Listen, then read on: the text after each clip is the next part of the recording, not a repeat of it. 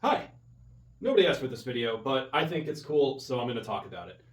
This is my CNC. It's a Onefinity X50 woodworker, and I've got it mounted to its own custom table, which just happens to be on my wall. So the CNC is mounted on this torsion box table that is on an angle adjacent to my wall. It's at an 80-degree angle. It's held in the top with lag bolts. And then on the bottom, there's a little table, and this little table supports the bottom of the big table and has a few other things.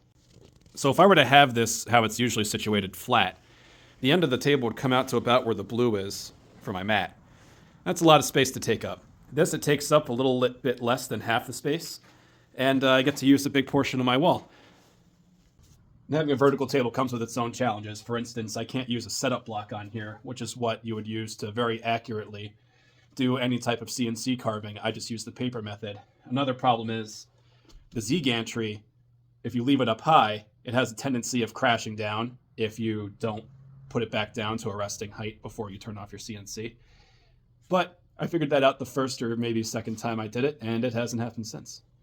Otherwise, my CNC uses a series of T-tracks and pegs for positioning. So these pegs were drilled by the machine, which means any workpiece I have when I register up against it is going to be square to the machine. Underneath the machine, I have the control panel for the CNC, as well as a magnet bar with the most used bits that I have, and my wrenches, and a spatula for scraping pieces off the CNC when I'm done. I also have this fun Xbox controller, and a brush, and my favorite clamping method. Now, an afterthought when I was doing this table was having a place to actually sit down and design stuff that's out in the shop. My usual design space is in my house, so it's kind of hard to design stuff while babysitting the CNC in case I have pieces getting cut. So I made this little laptop stand, which is a little bit rickety, but it works just fine.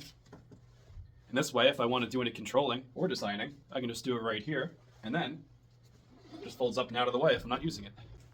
And that's about it. If anyone has any questions on how I use the CNC to do stuff or anything else regarding it, let me know. Thanks for hanging out. Stay classy. Have a good day.